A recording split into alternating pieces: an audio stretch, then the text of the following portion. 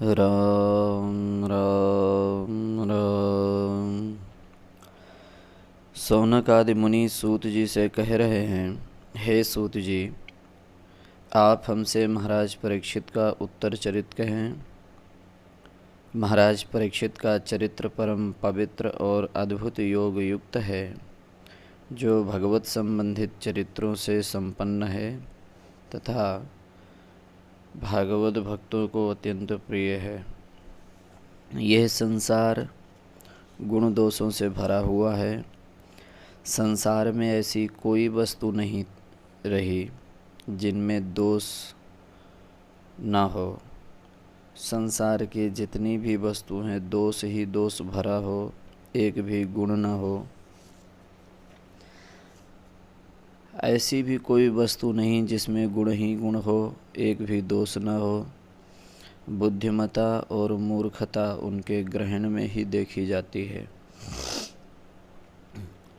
बुद्धिमान पुरुष सब वस्तुओं में से गुणों को ही ग्रहण करते हैं, अवगुणों को परित्याग कर देते हैं। जैसे मक्खन से घृत बनाने वाला अग्नि पर नवनीत को तपा कर घृत निकाल लेता है, उसके मल को फेंक देता है। गन्ने में से रस निकालने वाला पुरुष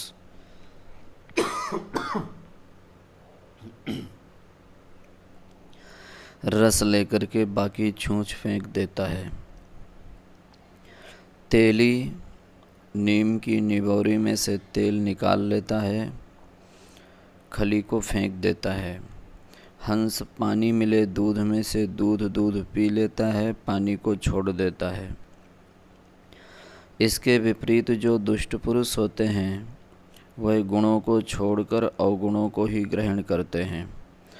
कैसी भी सुंदर गुणकारी खाद क्यों न हो, यदि वह आम के पेड़ में दी जाएगी तो उसमें से मीठा रस ग्रहण करके आम को मीठा बनावेगा। वही नीम में दी जाए तो नीम उसमें से कड़वाहट को ही ग्रहण करके कड़वा रस उत्पन्न करेगा। दूध माता को पिलाया जाए तो वो उससे बालक को जीवनदान देने वाला अमृतों में पेय बनेगा। वही सर्प को पिलाया जाए तो विष की वृद्धि करेगा, जो तत्काल प्राणियों के प्राण हरण करने में समर्थ हो सकता है। जिस प्रकार संपूर्ण शरीर सुंदर है, उसमें जहाँ घाव होगा, गंदगी होगी, मक्खी वहीं बैठेगी।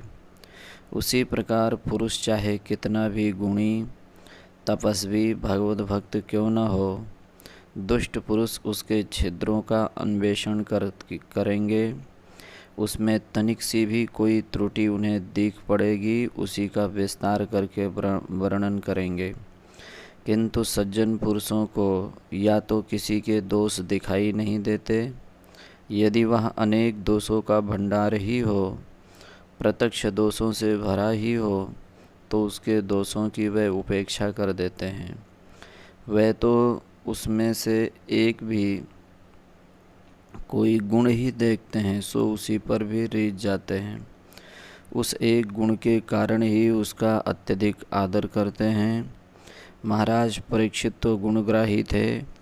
अनेक दोषों तथा नाना भांति के अधर्मों की खान इस कलयुग में उन्होंने कौन सा ऐसा गुण देखा जिससे वे उस पर रीझ गए और दया बस अपने राज्य में स्थान दे दिया।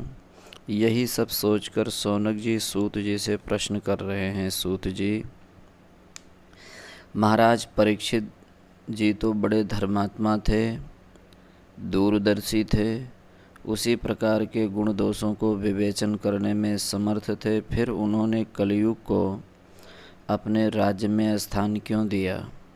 उस दुष्ट को उसी समय मार क्यों नहीं दिया? उसमें उन्होंने ऐसा कौन सा गुण देखा जिस पर रीझ कर इसे 5-5 स्थान दिए? सुवर्ण में कली का वास होने से तो वह सर्वव्यापी बन गया। संसारी सभी कर्म धन से ही चलते हैं। धन से लोभ बढ़ता है, लोभ पाप का मूल है और पाप में ही कलयुग का वास है। ये तो अपने हाथों ही अपने पैर में कुल्हाड़ी मारने के समान हुआ। इसका कारण हमें आप बताइए। शौनक जी के ऐसा प्रश्न करने पर सूत जी कहने लगे, मुनियों, आपका कथन सत्य है कि कलयुग दोषों की खान है, बड़ा बलवान है। फिर भी जो सूरवीर पराक्रमी पुरुष होते हैं वह दूसरों के बल को तुच्छ समझते हैं। उन्हें इतना आत्माभिमान होता है, अपने बल पुरुषार्थ का इतना भरोसा होता है, उसके सामने वे दूसरों के बल को तुच्छ समझते हैं। वह सोचते हैं ये क्षुद्र बल वाले पुरुष हमारा बिगाड़ ही क्या सकते हैं। भय तो निर्बलों को हुआ करता है, बली पुरुष डरते नहीं। महाराज परीक्षित कलयुग से क्यों डरने लगे? उन्हें तो अपने धर्म और सत्य का बल था, अतः उन्होंने कलयुग के दोषों की ओर ध्यान न देकर उसके गुण को ग्रहण किया। इस पर शौनक जी ने फिर पूछा, सूत जी, हम वही तो सुनना चाहते हैं। कलयुग में महाराज ने ऐसा कौन सा दोष गुण देखा? सूत जी बोले, मुनियों, जैसे कांटेदार वृक्षों के फल से भ्रमर सुंदर सुस्वाद रस ही ग्रहण करता है, उसके कांटों से उसे कोई प्रयोजन नहीं, उसी प्रकार सारग्राही महाराज परीक्षित ने कलयुग से द्वेष नहीं किया, क्योंकि कलयुग में एक बड़ा भारी गुण यह है कि इसमें शुभ कर्म तो मन से भी यदि किए जाएं तो वो उनका फल हो जाएगा, और पाप कर्मों का फल तभी होगा जब वे शरीर से किए जाएंगे। अन्य युग में ऐसा होता कि मन से भी कोई पाप करता तो उसका फल सबका सब भोगना पड़ता। सतयुग में कोई एक पुरुष पाप करता था, पूरे राष्ट्र को उसका फल भोगना पड़ता था। त्रेता में ऐसा हुआ कि एक व्यक्ति के पाप पुण्य के भागी नगरवासी होते थे। द्वापर में कुल परिवार और संबंधी पाप के भागी होते थे। अब कलयुग में जो पाप पुण्य करे वही उसका फल भोगे। पाप कर्म यदि भूल से मन में स्वतः ही आ जाए तो उनका कुछ भी फल नहीं होता, किंतु पुण्य कर्म मन में आ जाए तो वे शुभ फल देने वाले होते हैं। बस महाराज कलयुग के इसी गुण पर रीझ गए। यद्यपि कलयुग दोषों की खानी है, किंतु उसमें एक यह भी बड़ा भारी गुण है कि बिना किसी अन्य साधनों की अपेक्षा किए जो भगवान के नाम का कीर्तन करता है वो भगवत धाम को प्राप्त हो जाता है। यह सुनकर शौनक जी ने पूछा, सूत जी, पापी पुरुषों के मन में शुभ कर्म के संकल्प आ ही कैसे सकते हैं? प्याज खाने वाले को तो डकार प्याज की ही आवेगी ना, मूली खाने वाले को उद्गार में मूली की ही गंध आएगी। अतः निरंतर पाप कर्म में ही प्रवृत्त रहने वाले कलियुगी जीव शुभ संकल्प किस प्रकार कर सकते हैं? सूत जी इस बात को सुनकर हंस पड़े और हंसते हंसते बोले, महाराज, सब लोग अपनी मान्यता के अनुसार ही कार्य करते हैं। चोर सबको चोर ही समझता है। व्यभिचारी पुरुष को सच्चरित पुरुष की विशुद्ध बातों में भी काम की गंध आती है। धर्मात्मा सभी को अपने समान शुद्ध समझकर व्यवहार करता है। बली पुरुष जैसे स्वयं निर्बलों से नहीं डरता, दूसरों से भी वो इसी बात की आशा रखता है कि मेरी ही भांति सभी निर्भय बने। महाराज परीक्षित बुद्धिमान और बलवान थे। उन्होंने सोचा ये कलयुग असावधान मूर्ख पुरुषों को ही डराने वाला है। जो पुरुष धर्मात्मा है, प्रबल पराक्रमी है, उनसे तो यह पापी स्वयं ही डरता है। भले पुरुष का ये बिगाड़ ही क्या सकता। जैसे भेड़िया डरपोक छोटे छोटे बालकों पर ही प्रहार करता है, हाथ में डंडा लिए निर्भीक पुरुष को देखकर ही भाग जाता है, उसी प्रकार जो सदा सावधान रहते हैं, धर्म कार्यों में लगे रहते हैं, पाप से सदा बचते रहते हैं, उनका कलयुग कुछ भी अनिष्ट नहीं कर सकता। महाराज तो अपनी ही भांति सबको समझते थे, इसलिए उस दुष्ट को जानबूझकर राज्य में बसाया। कलयुग आ तो पहले ही गया था, किंतु भगवान के भय से एक और चुपचाप छिपा हुआ बैठा रहा। जिस दिन भगवान स्वधाम पधारे उस दिन से ही उसने अपने पैर फैलाने शुरू किए। महाराज परीक्षित के राज्य शासन में वो सर्वत्र फैल गया था। पृथ्वी भर में उसने अपना अधिकार स्थापित कर लिया था। फिर भी महाराज परीक्षित इतने धर्मात्मा थे कि उनके रहते हुए कलिकाल अपना कुछ प्रबल प्रभाव नहीं जमा सका। जब महाराज विप्र साप से तक्षक ने जाकर डसा और महाराज भगवत धाम को पधार गए, तभी से कलयुग खुलकर खेलने लगा। मुनियों, देखिए कैसे आश्चर्य की बात है। गर्भ में जो द्रोणपुत्र अश्वत्थामा द्वारा छोड़े हुए ब्रह्मास्त्र से नहीं मरे, अद्भुत कर्मा भगवान वासुदेव ने अपने चक्र द्वारा गर्भ में घुसकर जिनकी रक्षा की, वह महाराज भी एक साधारण तक्षक द्वारा निधन को प्राप्त हुए। यद्यपि उन्हें महाविषधर नागों के राजा तक्षक ने काटा, 7 दिन पहले ही उन्हें ये समाचार मिल गया था कि अमुक दिन तुम्हें सर्प अवश्य काटेगा। फिर भी भगवान में चित्त लगे रहने के कारण वे विप्र साप से तथा तक्षक के विष के भय से भी विकल नहीं हुए। उन्होंने गंगा तट पर परमहंस शिरोमणि श्री सुखदेव जी का शिष्यत्व स्वीकार करके और उनके द्वारा भागवत स्वरूप का ज्ञान प्राप्त करके अपना यह पंच भौतिक शरीर वहीं सब स्वरूप का मुनियों के सम्मुख हंसते हंसते त्याग दिया। जिस दिन उन्होंने सांप की बात सुनी उसी दिन राजपाट, सेना, कोष सभी का परित्याग करके सर्वसंग विनिर्मुक्त हो गए। ऋषियों, इसमें आश्चर्य करने की कोई बात नहीं है। भगवत भक्ति का ऐसा ही प्रभाव है। जो निरंतर भगवान वासुदेव की ही वार्ताओं का श्रवण करते हैं, कानों द्वारा उन्हीं की कमनीय कथाओं का श्रवण करते हैं, मन के द्वारा उन्हीं के चरण कमलों का निरंतर चिंतन करते हैं, उनको अंतकाल में भी मृत्यु का अनंत वेदना होने पर भी कष्ट नहीं होता। वह हंसते हंसते जैसे सर्प अपनी केचुली का त्याग करता है, वैसे ही नश्वर शरीर को त्याग देते हैं। मुनियों, आपने मुझसे महाराज परीक्षित का जो चरित्र पूछा था वो मैंने यथावत आपको सुना दिया। उनके पूर्वजों का संक्षेप में परिचय कराकर उनके जन्म से लेकर निधन तक की कथा मैंने आपको सुनाई। अब आप और क्या सुनना चाहते हैं? अब कौन सी कथा मैं आपके सम्मुख कहूँ, क्योंकि श्रवण करने योग्य तो वही कथाएं हैं जिनमें श्री कृष्ण के गुण और कर्म का संबंध हो। साधारण लोगों की कथाएं तो विषय वार्ताओं से भरी हुई होती है। भगवत भक्तों की कथाओं में भगवान की महिमा का ही वर्णन रहता है। अतः उन्नति चाहने वाले पुरुषों की भक्त और भगवान की कथाओं को छोड़कर अन्य कथाएं भूलकर भी नहीं सुननी चाहिए।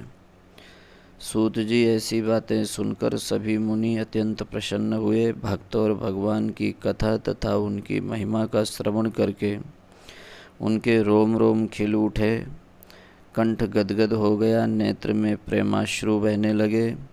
वे सूत जी की प्रशंसा करते हुए सभी एक स्वर से कहने लगे, सूत जी, हे महाभाग, हे सौम्य, आप चिरंजीवी हो, हजारों वर्ष की आयु हो।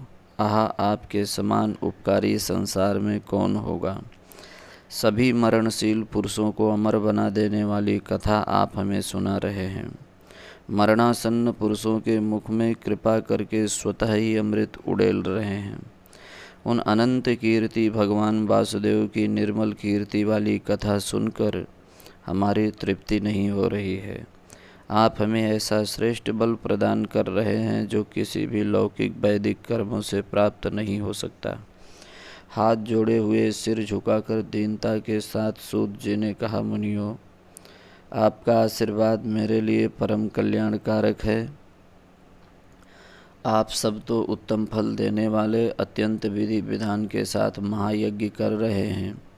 आपको मैं क्या उत्तम फल प्रदान करता हूँ। जो भी कुछ टूटी फूटी सेवा मुझसे हो रही है कर रहा हूँ।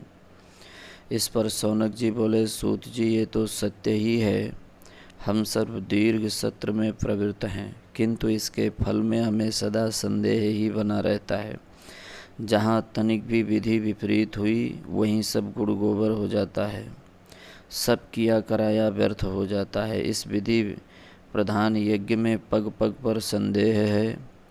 शास्त्रकारों का कथन है, विधिहीन यज्ञ का कर्ता तत्काल ही विनाश को प्राप्त होता है। इसलिए ये महायज्ञ में यदि कोई निश्चित महाफल हमें मिल रहा है तो वो यही है कि आपके मुख से भगवान श्याम सुंदर की कथा सुनने को मिल रही है। आप कथा क्या सुना रहे हैं? यज्ञ धूम से धूम्रवर्ण हुए हम लोगों के कानों को पात्र बनाकर उसमें आनंद कंद श्री कृष्णचंद्र के विश्ववंदित चरणारविंदों का मधुर मधुर मधु उड़ेलकर हमें निरंतर तृप्त बना रहे हैं। सूत जी ने कहा, महाराज आप सब तो वयोवृद्ध, ज्ञान वृद्ध, विद्या वृद्ध और तपस्या वृद्ध हैं। मेरे पूजनीय पिता के भी आदरणीय और वंदनीय हैं। मैं तो अभी अल्पकाल से ही आपकी सेवा में उपस्थित हुआ हूँ, सो मैं भी कथा सुनाकर आप सबकी तृप्ति नहीं कर सकता। आप सब इतनी कथा सुनकर भी सदा अतृप्त बने रहते हैं, सदा श्रवण करने को ही उत्सुक रहते हैं। मेरे कहने में ही कोई दोष होगा जो आपको भांति भांति संतोष नहीं होता, भली भांति संतोष नहीं होता। इस पर ऋषियों ने सूत जी से कहा, नहीं सूत जी, ऐसी बात नहीं है। अल्पकाल से क्या होता? जो भगवान के भक्त हैं, जिनकी श्री कृष्ण चरणारविंद में अहेतु की भक्ति है, उनका यदि एक क्षण भी संग मिल जाए तो उस क्षण भर के सत्संग की बराबरी हम स्वर्ग तथा मोक्ष सुख के साथ भी नहीं कर सकते। फिर इस मृत्युलोक के क्षणभंगुर अनित्य नाशवान सुखों की तो बात ही क्या है। सूत जी, भक्तों के सत्संग में कितना सुख होता है, उनकी वाणी में कितनी मिठास है,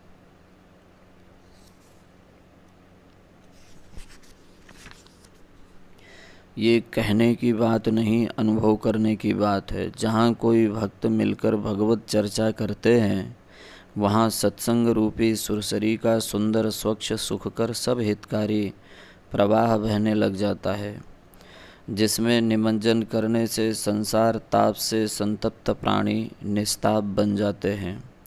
रही तृप्ति की बात, सो सूत जी, जिसे भगवत कथा का तनिक रस प्राप्त हो चुका है, जिसकी जिह्वा से उस मधुराति मधुर रस की एक बिंदु भूलकर भी छू गई है, फिर भला वह कभी कृष्ण कथा को छोड़ सकता है क्या? उसकी कभी तृप्ति हो सकती है? शेष जी अपने सहस्र फणों से भगवत कथाओं का निरंतर वर्णन करते रहते हैं। अनेक कल्पजीवी चिरंजीवी ऋषि मुनि तथा सिद्ध सृष्टि के आदि से अंत तक निरंतर सुनते रहते हैं, उनकी भी तृप्ति नहीं होती। इस रस के निरंतर पार करते रहने पर भी उनकी तृष्णा अधिकाधिक बढ़ती ही जाती है। अन्य लोगों की बात जाने दीजिए। जो ब्रह्मा जी सदा तथा सदाशिव जिन भगवान के अभिन्न स्वरूप समझे जाते हैं, वे भी उन निर्गुण निराकार श्री हरि के गुणों का पार नहीं पा सकते। वे भी अपने को भगवान के संपूर्ण गुण वर्णन करने में असमर्थ पाते हैं। सूत जी, आप पर भगवान की कृपा है, आपको भगवान के चरित्रों में आनंद आता है, आपकी वाणी में रस है, आप भगवत कथा कहते कहते स्वयं भी गदगद हो जाते हैं, आपके संपूर्ण शरीर में सभी सात्विक विकारों का उदय हो जाता है, आप वर्णन करते करते तन्मय हो जाते हैं। इसलिए देखिए, ना तो कोई संसारी कार्य है और ना हमें ही। संसारी लोग हम साधुओं को बेकार निठल्ले समझते हैं। समझें, हमने किसी की समझ का ठेका तो लिया नहीं है। जिसकी जैसी समझ है वो अपनी समझ के अनुसार ही समझेगा, और सच्ची बात यह है कि हम संसार की ओर से निठल्ले ही हैं। हमारा तो एकमात्र कार्य कृष्ण कथा श्रवण करना और कृष्ण नाम का सबके साथ मिलकर कीर्तन करना यही रह गया है। आप सुनाने को उत्सुक हैं, हम सुनने को लालायित हैं। आप कहते कहते नहीं थकते और हमारा सुनते सुनते पेट नहीं भरता। संसार में तो चारों ओर कलयुग छा गया है। इन कलयुगी जीवों को तो लड़कीले भड़कीले संसारी समाचार सुनने का ही व्यसन पड़ गया है। उन्हें भगवत कथाएं अच्छी नहीं लगती, उन्हें इनके श्रवण करने में आनंद नहीं आता। इसलिए आप घूम घूम कर प्रचार करने की वासना को तो दीजिए छोड़, आइए आप हमें विस्तार के साथ भगवान श्याम सुंदर के अति मन भावने हृदय को सरल और सरस बनाने वाले चरित्र सुनाइए। लीलाधारी की लीलाओं का कथन कीजिए। इस प्रकार हम मिलजुल कर कृष्ण कथा सुनते हुए कालक्षेप करें। समय की सार्थकता भगवत चर्चा में ही है। आपने महाराज परीक्षित के उत्तर चरित्र का अत्यंत ही संक्षिप्त में वर्णन किया। आप ही पहले कह चुके थे कि कथा कहने का प्राचीन प्रणाली ऐसी ही होती है कि किसी बात को पहले संक्षेप में कहते हैं, फिर उसका विस्तार के साथ वर्णन करते हैं। अतः हम महाराज परीक्षित के निधन के समाचार को सुनने का बहुत ही उत्सुक हैं। महाराज परीक्षित को ब्राह्मण का शाप क्यों हुआ? वे राजपाट छोड़कर गंगा किनारे कैसे चले गए? इतने ऋषि मुनि वहाँ तुरंत कैसे आ गए? परमहंस शिरोमणि विरक्त अवधूत व्यासनंदन भगवान सुख कहाँ कहाँ से आए थे? महाराज परीक्षित ने उनसे क्या क्या प्रश्न किए? श्री सुख जी ने उसका उत्तर क्या दिया? महाराज परीक्षित बड़े धर्मात्मा साधु से भी और गुणी थे। वे जहाँ श्रोता और प्रश्नकर्ता हो और उसी प्रकार ज्ञान भक्ति त्याग वैराग्य के साक्षात साकार स्वरूप महामुनि सुखदेव जी जहाँ वक्ता और संशय वेदता हो, उन दोनों का जो संवाद हुआ होगा वो तो अत्यंत ही अद्भुत होगा। उसमें तो सर्वत्र भगवान और भक्तों की महिमा का ही वर्णन हुआ होगा। कृपा करके इन सब बातों को आप विस्तार के साथ हमें सुनावें। समय का संकोच न करें, समय अनंत है।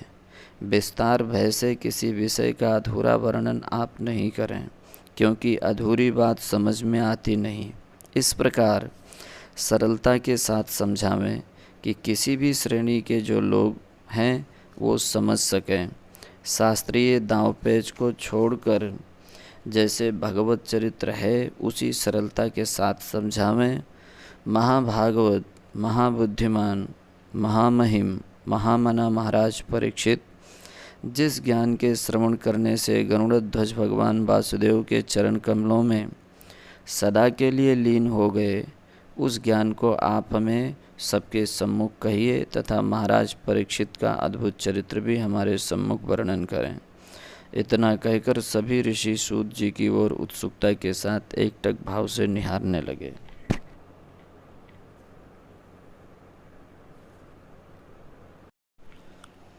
एक दिन महाराज परीक्षित हाथ में धनुष बाण लिए हुए मृगया के निमित्त वन में गए। मृगों का पीछा करते करते वे बहुत थक गए और भूख प्यास से बहुत अधिक व्याकुल हो गए थे। इधर उधर दृष्टि दौड़ाने पर भी उन्हें कोई जलाशय दिखाई नहीं दिया। इधर उधर दृष्टि दौड़ाने पर भी जब उन्हें कोई जलाशय दिखाई नहीं दिया, वहीं समीप में ही एक ऋषि के आश्रम में गए। भीतर जाकर उन्होंने देखा एक मुनि शांत भाव से नेत्र बंद किए हुए बैठे हैं। जो जिस गुण का ज्ञाता नहीं, वो उसी गुण के गुणी की प्रशंसा करता है, तो बुद्धिमान पुरुष उससे उतने प्रसन्न नहीं होते। यही नहीं, वे उसे परिहास समझते हैं। किंतु उस गुण का मर्मज्ञ यदि प्रशंसा करता है तो गुणी अपने गुण की सफलता समझते हैं। उनका रोम रोम प्रसन्नता से खिल जाता है। वे अपने परिश्रम को सार्थक समझते हैं और प्रशंसा के अत्यंत उत्साहित होकर अपनी कला को और भी उत्तमता से प्रदर्शित करते हैं। जब ऋषियों ने सूत जी की भगवत भक्ति की, इनकी कथा कहने की शैली की भूरी भूरी प्रशंसा की, तो सूत जी का हृदय स्नेह से भराया। उनका कंठ गदगद हो गया। नेत्रों से प्रेम के अश्रु निकलने लगे। वह अपने प्रेम के बेग को रोककर बड़ी कठिनता से गदगद स्वर में कहने लगे। उनके शब्द स्पष्ट नहीं निकल रहे थे। वह आंसू पोंछकर बोले, ऋषियों, आज मैं धन्य हो गया। देखिए, नीच कुल में उत्पन्न होने वाला पुरुष जब सज्जनों की सभा में बैठता है तो उसे अपनी कुलागत नीचता का एक मानसिक व्यथा होती है, किंतु नीच पुरुष भी जब ज्ञान वृद्ध भगवत भक्तों का अनुवर्तन करने लगता है, उनका सत्संग करता है, तो उसकी मानसिक व्यथा दूर हो जाती है। महात्माओं का सत्संग, उनकी श्रद्धा से की हुई भगवत भक्ति, ये सभी प्रकार की नीचता का नाश करने में समर्थ है। मेरा जन्म बिलोम जाति में हुआ। ब्राह्मणी माता में क्षत्रिय वीर से सूत जाति की उत्पत्ति हुई है। हमें द्विजातियों के सम्मुख उच्चासन पर बैठने का नियमानुसार अधिकार नहीं है, किंतु आप सब जो मेरा इतना आदर सत्कार कर रहे हैं, आचार्य और गुरु की भांति मानकर पूज रहे हैं, इसका कारण मैं नहीं, भगवान के चरित्र हैं। गुरुदेव भगवान श्री सुखदेव जी की कृपा का यह प्रत्यक्ष प्रसाद है जो मैं आज आप इतने वयोवृद्ध कुलीन मुनियों को कथा सुनाकर कृतार्थ हो गया। भक्तों के संसर्ग से स्वपच भी पूज्य बन जाता है। फिर जो साक्षात श्री हरि के सुमधुर नामों का कीर्तन करता है, उन्हें उच्च स्वर से गाता है, उनके लिए तो कहना ही क्या। जितने अत्यंत गुण भगवान में हैं, उतने ही उनके त्रैलोक्य पावन नाम में हैं। भगवान का कोई प्रत्यक्ष वर्णन नहीं कर सकता। उनका अनुमान किमुतक न्याय से किया जाता है। किमुतक न्याय उसे कहते हैं जो छोटे की महत्ता या लघुता का वर्णन करके उस महत्ता या लघुता के साथ बड़े ही महत्ता या लघुता की बड़ी बताते हैं। जैसे जिसकी फूंक से सुमेरु उड़ जाता है, उससे तृण का उड़ जाना कौन सी बात है। अगस्त जी समुद्र को एक चुल्लू में पी गए, उनके लिए एक पंच पात्र का जल क्या है। यहाँ अगस्त जी की महत्ता बतानी है। समुद्र महान है, उसे पी जाना ही बड़े आश्चर्य का काम है। उनके सम्मुख समुद्र से छोटे जितने जलाशय हैं, वे सब तुच्छाति तुच्छ हैं, अर्थात जिनकी शक्ति समुद्र से भी बहुत अधिक बड़ी है। इसी प्रकार जब भगवान की महत्ता का वर्णन किया जाता है तो उस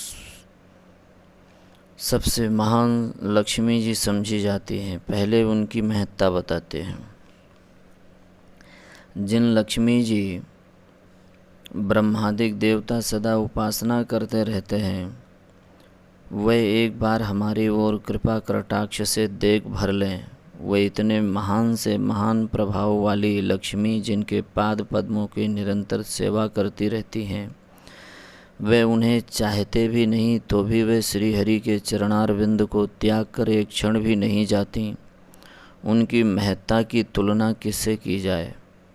उनके संपूर्ण भाव को वर्णन करने की सामर्थ्य किसमें है। श्री हरि के संपूर्ण अंगों की तो कथा ही अलग है।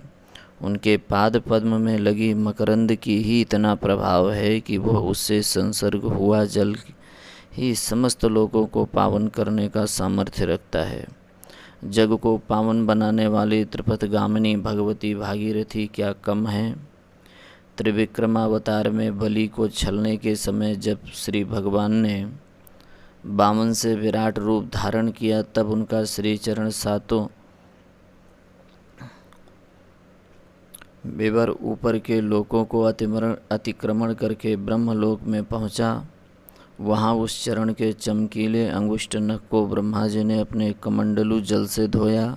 बस उसी से जगत बंध्या सुरसरी की निर्मल धारा निकल पड़ी।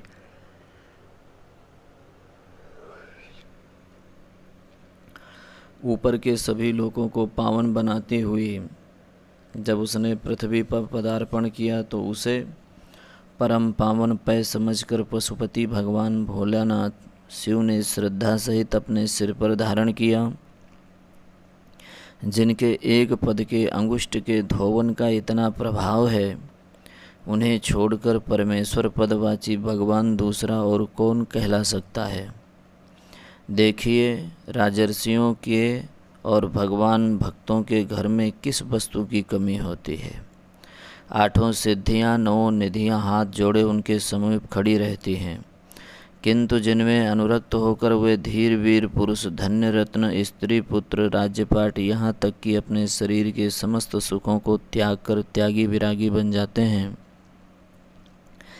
परमहंस वृत्ति धारण करके घर घर के टुकड़े मांगते फिरते हैं, सब प्रकार की हिंसा से रहित होकर वाणी का निरोध करके मननशील मुनि बन जाते हैं, तो फिर उनके गुणों की, सौंदर्य की, महत्ता और प्रभाव की तुलना किससे की जा सकती है। इस पर शौनक जी ने कहा, सूत जी, आप तो ऐसी ऐसी उपमाएं देकर भगवान को अवाच्य सिद्ध कर रहे हैं, तब तो भगवान के संबंध में एक भी शब्द नहीं कहा जा सकता। सूत जी शीघ्रता के साथ बोले, नहीं मुनिवर, मेरा ये अभिप्राय नहीं। हाँ, वास्तव में तो भगवान के गुण अवाच्य ही हैं, उनको अकथनीय ही कहा गया है, फिर भी बिना कहे रहा भी नहीं जाता, क्योंकि कथन करने योग्य एक केशव की ही कमनीय कीर्ति है, गुणगान करने योग्य गोविंद के ही गीत हैं, श्रवण करने योग्य पुण्य श्लोक नंद नंदन के ही अनुपम चरित्र हैं। सभी ने उनका वर्णन किया है, पार पाने के अभिप्राय से नहीं, अंत कर डालने की इच्छा से नहीं, अपनी वाणी को पवित्र करने के लिए, अपनी जीवन को सुखमय बनाने के लिए ही सभी ने उनका कथन किया है। आकाश अनंत है, उसका पार पाना असंभव है, किंतु उसमें भी पक्षी उड़ते हैं, पार पाने के लिए नहीं, अपनी वृत्ति चलाने के निमित्त अपनी सामर्थ्य के अनुसार उड़ान भरते हैं। मैं भी अपनी शक्ति के अनुसार, अपने बुद्धि के अनुसार, अपने वाणी को पवित्र बनाने के लिए भगवान और भगवान के भक्तों का चरित्र कथन करूँगा। आप सब सावधान होकर के श्रवण करें। हाँ, तो आपने मुझसे महाराज परीक्षित के उत्तर चरित्र का प्रश्न किया है, उसी कथा को फिर से आरंभ करता हूँ। महाराज जब दिग्विजय करके अपनी राजधानी हस्तिनापुर लौट आए, तब प्रजा ने बड़े प्रेम और उल्लास के साथ उनका स्वागत किया। समस्त नगरी उसी प्रकार सजाई गई जैसे विवाह के समय नववधू सजाई जाती है, अथवा यूँ कहें कि ससुराल जाते समय जैसे दूल्हा बन के जाता है। उत्सव और पर्व के समय जैसे माताएं अपने बच्चों को भांति भांति के वस्त्राभूषण से अलंकृत करती हैं, उसी प्रकार समस्त प्रजा के लोगों ने महाराज के स्वागत में अपने अपने घर बिना राजाज्ञा पाए ही सजाए। सजी सजाई नगरी में महाराज ने उसी प्रकार प्रवेश किया जिस प्रकार वसंत में भांति भांति के फूलों से फूले वन में सिंह प्रवेश करता है। जैसे इंद्र अपनी अमरावती नगरी में प्रवेश करते हैं, उसी प्रकार महाराज परीक्षित ने हस्तिनापुर में प्रवेश किया। चिरकाल में अपने स्वामी के दर्शन करके समस्त प्रजा उसी प्रकार प्रसन्न हुई जिस प्रकार अत्यंत उत्कंठिता प्रोषिता भ्रातृ का चिरकाल में परदेश से लौटे अपने पति को पाकर प्रसन्न होती हैं। नगर में प्रवेश करके राजा ने अपनी समस्त प्रजा को उसी प्रकार समान भाव से यथा योग्य सत्कार करके संतुष्ट किया जिस प्रकार प्रदेश से आया पिता अपने बहुत से पुत्र पौत्रों को उनकी अवस्थानुसार प्यार दुलार करके संतुष्ट करता है। इस प्रकार महाराज परीक्षित अपने राज्य में आकर सुख के साथ धर्मपूर्वक पृथ्वी का पालन करने लगे। उनका ना तो कोई शत्रु था ना ही प्रतिपक्षी। उनकी मति सदा धर्म कार्य में लगी रहती, पाप का वे कभी मन में भी चिंतन नहीं करते। महाराज की पत्नी बड़ी ही पतिपरायणा थी, वे सदा स्वयं अपने पति की सेवा में लगी रहती, उन्हें प्राणों से भी अधिक प्यार करती। महाराज के जन्मेजय, श्रुतसेन, भीमसेन और उग्रसेन ये 4 पुत्र थे। चारों स्वरूपवान, सुशील, धर्मात्मा और पितृभक्त थे। महाराज के मंत्री, आमात्य, सेनापति, कोषाध्यक्ष और भी जो भृत्य नौकर चाकर भी उनके आज्ञानुवर्ती थे। इस प्रकार महाराज को संसारी सभी सुख प्राप्त थे। महाराज की प्रिय पत्नी इरावती देवी जब बच्ची ही थीं, और अपने पिता के ही घर में रहती थीं। तभी उनके यहाँ एक ज्योतिषी आया था। राजकुमारी इरावती का यद्यपि विवाह नहीं हुआ था, फिर भी वो सयानी थीं, ऊंच नीच सब समझती थीं। उसकी माता ने अपने बच्ची का हाथ ज्योतिषी को दिखाया। मुनियों, माताओं की अपनी पुत्रियों के प्रति एक ही सबसे उत्कट आकांक्षा रहती है कि मेरी बच्ची को अच्छे से अच्छा घर-बर मिले, जिससे वह सुखी रह सके। आर्य संस्कृति का कैसा शील संयुक्त सदाचार है। जिन पति पत्नी को साथ रहकर संपूर्ण आयु बितानी पड़ती है, उसके संबंध में वे स्वयं कुछ करते नहीं। माता पिता अपनी लड़की लड़कों के सुंदर संबंध के लिए कितने चिंतित और व्यग्र बने रहते हैं। चढ़ती अवस्था में, यौवन के आवेग में लड़के लड़कियों को इतना विवेक नहीं रहता कि वे स्वयं संसार रथ को निरंतर खींचने के लिए अपने साथ जुए में जुतने को एक अपने ही समान सुंदर साथी खोज लें। इसकी चिंता माता पिता को ही अधिक रहती है। लड़की लड़के वैसे हृदय से तो चाहते हैं, किंतु उनके सामने विवाह की बात कह दो तो वे तुनक जाते हैं, झूठा रोष प्रकट करते हैं। सभी समझदार समझ लेते हैं कि यह रोष बनावटी है, यह रोष के भीतर एक गूढ़ रहस्य छिपा है। मन ही मन भावे मूड हिलावे वाली बात है। एक कहावत है कि मन मन भावे मूड हिलावे वाली बात। हाँ, तो महारानी इरावती की माता ने ज्योतिषी को हाथ दिखाते हुए सर्वप्रथम यही प्रश्न किया कि महाराज, यह देखिए इसके भाग्य में कैसा पति है, इसे कोई सुंदर राजकुमार पति मिलेगा कि नहीं, ये राजरानी बन सकेगी या नहीं। लड़की इन प्रश्नों को सुनकर लज्जित हुई। माता ने इसे कसकर गोद में दबा लिया। ज्योतिषी जी देखने लगे। हाथ देखते देखते ज्योतिषी जी बोले, महारानी जी, यह इसके हाथ में चक्रवर्ती सम्राट की पत्नी होने की रेखा पड़ी है। यह राजर्षि की पत्नी होगी और स्वयं ऐसे 4 राजर्षि पुत्र भी उत्पन्न करेगी, जो संसार में सर्वत्र प्रसिद्ध होंगे और बड़े बड़े अश्वमेध याग यज्ञ करने वाले होंगे। यह सबकी स्वामिनी बनेगी। सभी इसके सन्मुख सिर झुकावेंगे, किंतु एक ऐसी अशुभ रेखा पड़ी है कि उसका फल मैं कहना नहीं चाहता। महारानी के हृदय में बड़ी शंका हो गई। यों कोई अनिष्ट वाली बात होगी और उसकी सूचना ज्योतिषी जी ना देते तब तो कोई बात ही नहीं थी। अधूरी बात सुनकर उसे भली भांति जानने को सभी की उत्कट इच्छा होती है। यह स्वाभाविक बात है कि छिपी वस्तु को जानने की लालसा अत्यधिक होती है। रानी ने आग्रह के स्वर में कहा, नहीं महाराज, आप कोई चिंता ना करें, मुझे अनिष्ट की रेखा का फल अवश्य बतावें, जिससे आज से उसके निवारण का उपाय किया जाए। जब रानी ने बार बार आग्रह किया और अनिष्ट रेखा के फल को सुनने की अत्यधिक उत्कंठा प्रकट की, तब तो विवश होकर दैवज्ञ ज्योतिषी को सब बात कहनी ही पड़ी। ज्योतिषी ने कहा, महारानी जी, जब ये राजरानी हो जाएंगी और 4 पुत्र हो जाएंगे, तब इनके पति एक दिन दक्षिण दिशा में शिकार खेलने के लिए जाएंगे। आखेट में वो बहुत से जंगली जीवों को मारेंगे। उसी समय एक बलवान हिरण का पीछा करते करते एक ऋषि के आश्रम में पहुंच जाएंगे। वहां ऋषि का कुछ अनिष्ट करने से उनके शाप से ही इनके पति की मृत्यु होगी। इस समाचार को सुनकर रानी को बड़ा दुख हुआ। कुमारी इरावती का भी मुख सूख गया। अपनी विकलता छिपाने को वो माँ की गोद में से उठकर चली गईं। ज्योतिषी भी उदास होकर बिना दान दक्षिणा लिए ही लौट गया। कालांतर में कुमारी इरावती का महाराज परीक्षित के साथ विवाह हुआ। इरावती इतनी अधिक सुंदर थीं कि महाराज ने आते ही अपना हृदय उन्हें अर्पण कर दिया।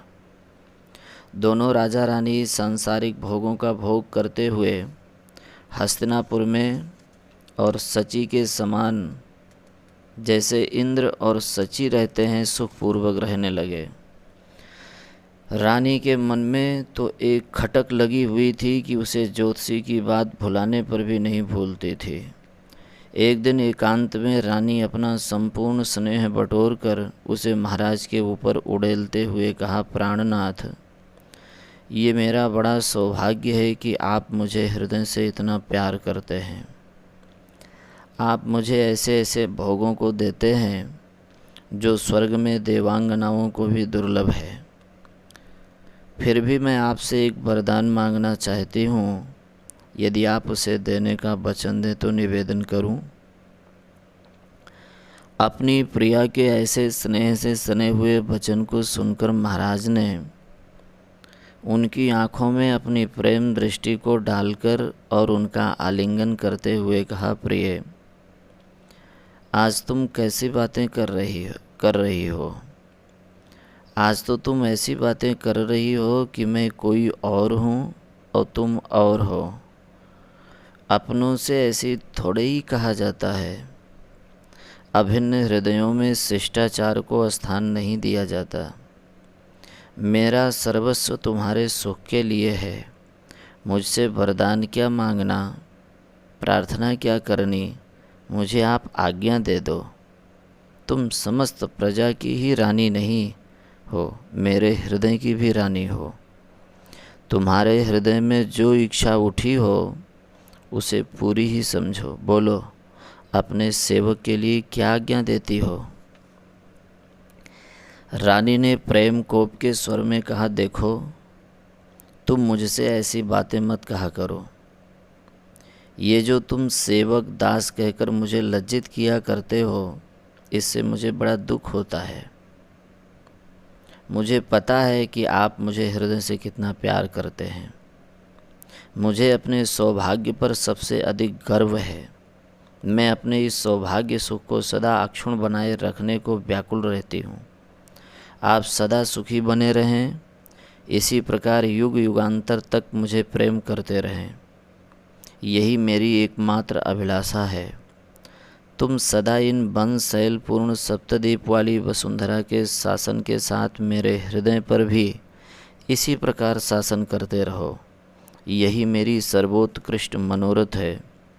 जिस कार्य के करने से आपके अनिष्ट की अणुमात्र भी आशंका हो, उसे मैं ना तो स्वयं ही कभी स्वप्न में भी करना चाहती हूँ और न तुम्हें ही करने देना चाहती हूँ।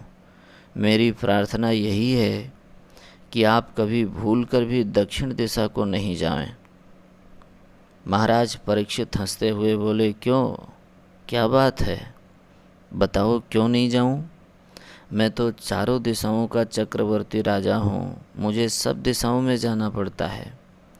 रानी ने अपना अधिकार जनाते हुए कहा, देखो, मैं इसीलिए तो कहती नहीं थी कि तुम मानोगे नहीं। बड़े हठी हो, अपने बाहुबल के सामने तुम किसी की भी सुनते नहीं। महाराज हंसते हुए अपनी बात पर बल देकर बोले, कुछ कारण भी बताओ कि वैसे ही आज्ञा निकाल दी कि खबरदार उधर मत जाना। ये तो सरकार की आज्ञा अवैध है ना। रानी ने चिढ़ते हुए कहा, देखो, तुम हर बात में मेरी हंसी मत किया करो। मैं रोती नहीं, मेरा हृदय रो रहा है, मुझे आंतरिक पीड़ा हो रही है। इतना कहते कहते रानी सिसकियां भरकर रोने लगी। महाराज ने उन्हें खींचकर अपने अंगों में रखकर उनके आंसू पोंछते हुए अत्यंत स्नेह से कहा, बस तुम रोना ही सीखी हो क्या? जब देखो तब टप टप आंसू गिरा दिए। बात तो बताती नहीं, बच्चों की तरह रो रही हो। अच्छी बात है, दक्षिण दिशा की ओर नहीं जाऊंगा। और बोलो, वहाँ क्या करूं? उस दिशा की ओर कभी सिर करके सोऊंगा भी नहीं। अब तो राजी हुई ना? रानी ने आंसू पोंछते हुए कहा, महाराज, मेरा अभिप्राय यह नहीं है। बात यह है कि मैं अपने पिता के घर में थी, तब एक ज्योतिषी ने मेरी हस्तरेखा और कुंडली देखकर ये बात बताई थी कि दक्षिण दिशा में जाने से आपका कुछ अनिष्ट सा होने की संभावना है। राजा हंस पड़े और बोले, इन स्त्रियों का हृदय सदा शंका से ही भरा रहता है। किसी ने कुछ कह दिया, उसी को सत्य समझकर दुखी बनी रहती हैं। ये कैसे हो सकता है मैं दक्षिण दिशा की ओर न जाऊं? नित्य ही मुझे उधर जाना पड़ता है। मेरी सभा से तुम्हारा भवन उत्तर में ही है। तुम कहो कि मेरे महल से आप सभा में न जाया करें क्योंकि वो दक्षिण में है, तो ये कैसे होगा? फिर तो सदा मैं तुम्हारे ही पास बैठा रहूं, राजकाज करूं ही नहीं। रानी ने कोप के स्वर में कहा, तुमसे कोई शास्त्रार्थ करके तो जीत सकता नहीं। मेरा अभिप्राय ये नहीं है कि आप दक्षिण दिशा की ओर न जाएं। हाँ जाएं, राजकाज के लिए जाएं, उधर शिकार खेलने न जाएं। महाराज शीघ्रता से बोले, ये भी कैसे हो सकता है? उधर किसी सिंह व्याघ्र ने जनता को सताना अगर आरंभ कर दिया तो उसे मारने नहीं जाऊंगा क्या? उस समय तो मैं 1000 काम छोड़कर वहाँ जाऊंगा। रानी ने कहा, मैं उस समय जाने को मना नहीं करती। उस समय उसे मारने को आप जाएं, किंतु उसे मारकर तुरंत ही लौट आवें। स्वेच्छा से उधर मृगया को भूल कर भी न जाएं। यदि जाना ही हो तो उधर किसी ऋषि के आश्रम में कभी भी नहीं जाएं। यदि पहुंच भी जाएं तो वहां बैठे नहीं। राजा बोले, तुम अच्छी पट्टी मुझे पढ़ा रही हो। ऋषि के आश्रम में न जाऊं, उनका आतिथ्य स्वीकार नहीं करूं, राजा के लिए ये कैसे संभव हो सकता है? रानी ने अत्यंत कुपित स्वर में कहा, तुम तो बाल की खाल निकलवाना चाहते हो ना। ऐसी ही तर्क की बातें कर कर के लोगों से झूठ सच उगलवा लेते होंगे राज्य में। देखो, अब मैं तुमसे सच्ची बात कहती हूँ, वो ज्योतिषी साधारण नहीं था। उसने कहा था, दक्षिण दिशा में किसी ऋषि का अपराध करने से आपका अनिष्ट हो सकता है। अतः आप दक्षिण दिशा में भूलकर किसी ऋषि के आश्रम पर चले भी जाएं तो कभी मन में भी उनका अपमान या अन्य किसी प्रकार की अपराध करने की बात नहीं सोचें। राजा ने कहा, मैं भांग नहीं पीता और कोई नशा पता नहीं करता, किसी ऋषि का अपमान क्यों करने लगूंगा? ब्राह्मणों से, ऋषि मुनियों से तो मैं सदा डरता रहता हूँ। तुम मेरी ओर से निश्चिंत रहो, ऐसा अनुचित कार्य मेरे द्वारा कभी स्वप्न में भी नहीं हो सकता। इस आश्वासन को पाकर रानी को बड़ी प्रसन्नता हुई, किंतु उनके मन में शंका बनी ही रही। जब भी अवसर देखती महाराज से पूछ लिया करती, आप दक्षिण दिशा की ओर तो शिकार के निमित्त नहीं गए ना? महाराज हंसकर कह देते थे, मेरे 2 सिर होते तो महारानी की आज्ञा के उल्लंघन करने का साहस भी करता। मैं ऐसा अपराध भला कैसे कर सकता हूँ? रानी हंस जाती, कुपित हो जाती और कभी कभी कह देती, अच्छी बात है, नहीं मानते हो तो ऐसे ही सही, मेरी आज्ञा ही है। तुमने यदि कभी भूल करके भी आज्ञा भंग की तो फिर देख लेना। महाराज कहते, हाँ हाँ कहो, ठीक कह रही हो, रुकती क्यों हो? तो फिर क्या, आगे बताओ, क्या देख लेंगे? रानी निरुत्तर सी होकर कहती, तो फिर क्या?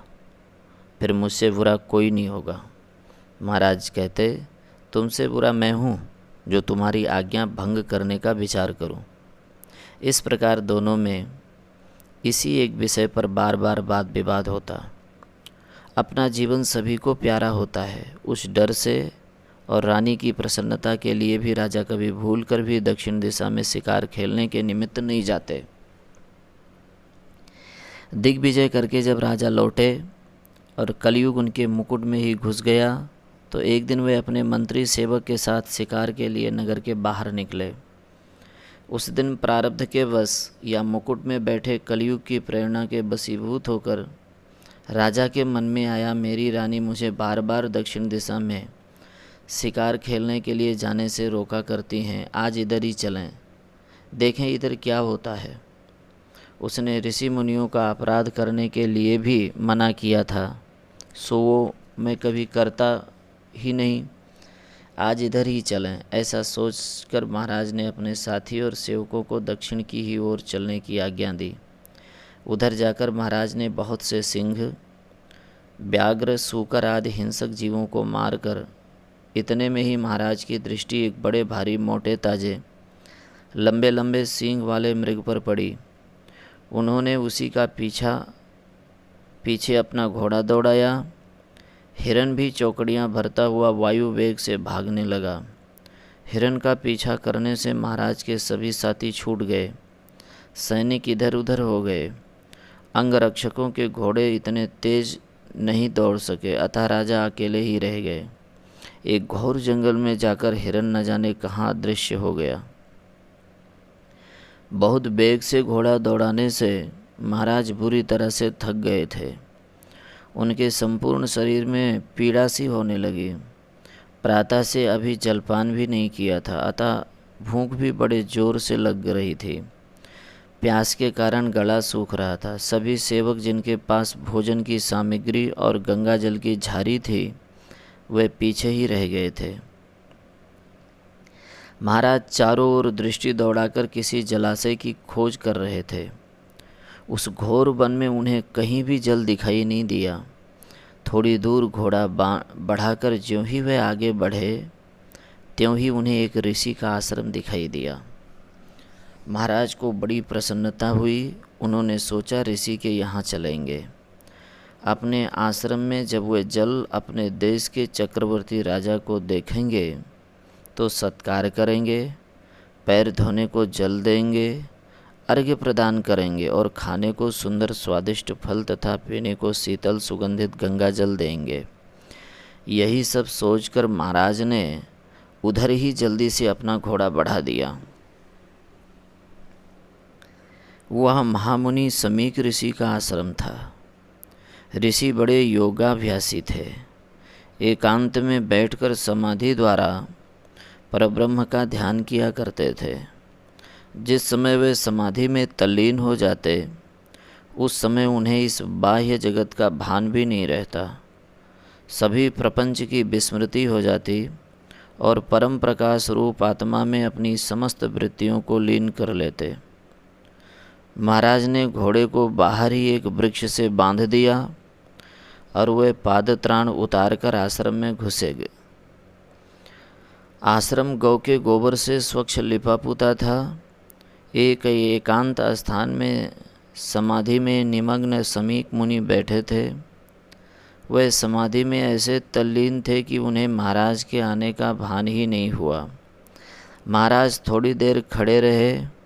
मुनि का मुखमंडल तेज से देदीप्यमान हो रहा था। वह समस्त इंद्रियां, प्राणों तथा मन और बुद्धि के निरुद्ध हो जाने से परम शांत होकर दिव्य सुख का अनुभव कर रहे थे। वे जागृत, स्वप्न, सुषुप्ति इन तीनों अवस्थाओं से ऊपर उठकर निष्क्रिय हुए तुरीय पद जो ब्रह्म स्वरूप है उसी में स्थित थे। मुखमंडल शांत था। सुवर्ण के समान पीली पीली जटाएं उनके मुखमंडल पर बिखर रही थीं। वह उनके रक्त वर्ण के मुख पर ऐसी प्रतीत होती थी मानो किसी गेरू के पहाड़ के शिखर पर पीले सांप के बच्चे लटक रहे हों। काले हिरण का चर्म वे ओढ़े हुए थे। उसे ऐसे प्रतीत होते थे मानो प्रज्वलित अग्नि को राख ने ढक लिया हो। धर्मात्मा राजा उन तपस्वी मुनियों को देखते रहे, किंतु वे तो भूख प्यास से इतने व्याकुल थे कि उन्हें और कुछ सुहाता ही नहीं था। थोड़ी देर खड़े रहने पर भी जब मुनि ने आंखें नहीं खोली, तब तो वे अधीर हो उठे। उन्होंने जोर जोर से पुकारा, मुनिवर, मैं इस देश का राजा परीक्षित आपके चरणों में प्रणाम करता हूँ। भगवान, मैं बहुत भूखा हूँ। मुझे प्यास भी बड़े जोर से लग रही है। मेरे सभी साथी पीछे छूट गए हैं। आपके पास पानी हो तो मुझे पिलाइए। मुनि तो तुरीय अवस्था में थे। उनके लिए तो जागृत जगत के व्यापार सभी विलुप्त हो गए थे। सभी इंद्रियों की वृत्तियां परात्पर तत्व में जाकर विलीन हो गई थीं। मुनि ने महाराज की बात नहीं सुनी। इसी समय कलयुग ने अपना प्रभाव दिखाया। भूख प्यास में मनुष्य अपने विवेक को खो बैठता है। उसे धैर्य नहीं रहता। सद असत का निर्णय करने में वो समर्थ नहीं होता। कर्तव्य अकर्तव्य का ज्ञान लुप्त हो जाता है। महाराज को भी उस समय क्रोध आ गया और वह अपने मन में भांति भांति की कल्पना करने लगे। वह सोचने लगे, देखो मुनि है कि ढोंगी, इसके आश्रम पर मैं आया हूँ चाहिए तो ये था कि पहले से ही मेरा सत्कार करता, बैठने को आसन देता, यदि आसन ना होता तो भूमि ही बता देता, राजा समझकर अर्घ देता, मीठी वाणी से कुशल क्षेम पूछता। ये सब तो करना अलग रहा, मांगने पर भी पानी नहीं देता, बार बार पुकारने पर बोलता भी नहीं। इसे अपनी तपस्या का बड़ा अभिमान है। सोचता होगा ये राजा होंगे अपने घर के, मैं भी तो तपस्वी हूँ, क्यों उठकर इसका सम्मान करूँ। इस प्रकार महाराज ऋषि के ना उठने पर अपना घोर अपमान समझने लगे और उस ऋषि से अपनी अवज्ञा का बदला लेने की बात सोचने लगे।